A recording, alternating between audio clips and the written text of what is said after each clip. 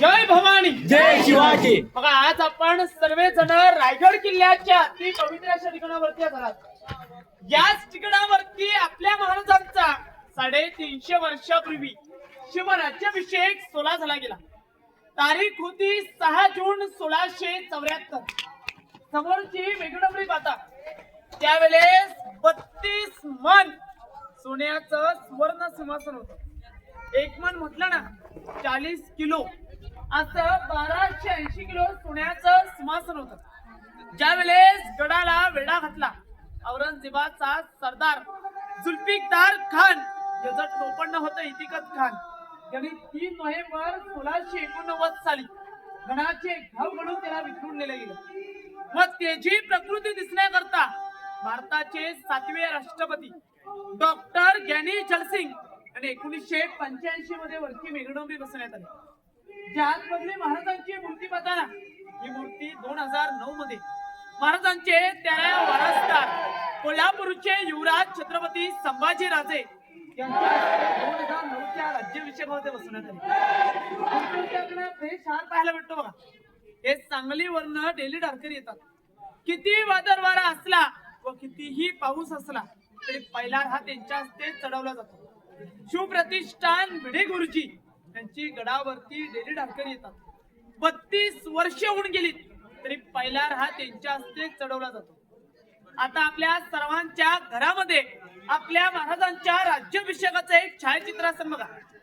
त्या राज्याभिषेकाच्या छायाचित्रामध्ये राज्याभिषेकाचं वर्णन दिले गेले.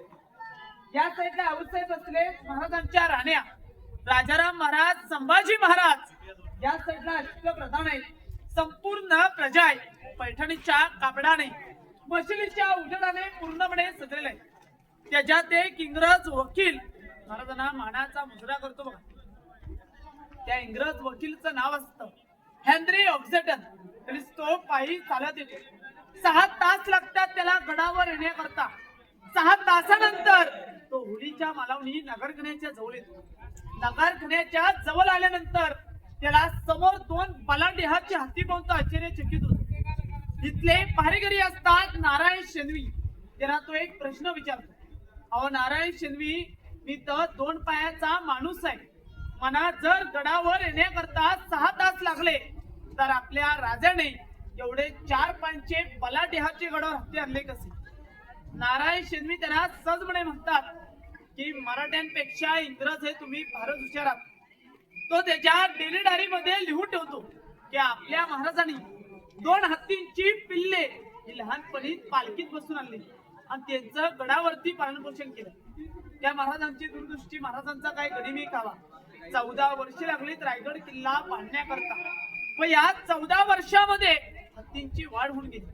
महाराजांनी आपल्याला काय शिकवण दिली की लहानापासून मोठं करा. मोठ्याचं कधी लहान होत नसतं बघा. तो त्याच्या डेली डायरी मध्ये लिहित असतो की आपल्या महाराजाने रात्या राजवाड्यामध्ये स्नानगृहामध्ये स्नान करून पैठणी कपडे अंगावरती चढवले गेले. कवड्याच्या माला सजवल्या गेल्या. महाराजांची मिरवणूक ही 3:30 वाजता उठून जगदीश्वराच्या दर्शनासाठी गेली. जगदीश्वराला अभिषेक घातला. आई भरणार साकडं घातलं. शिरकायला वंदन करून महाराजांची मिरवणूक नगरखान्याच्या जवळ येते. नगारे तुतारे सनई वाजू लागतात. त्यावेळेस महाराजांच्या राज्याभिषेकासाठी या ठिकाणावरती 6000 प्रजा उपस्थित असते.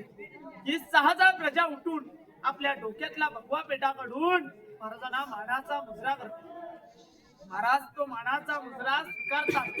महाराजांची नजर त्या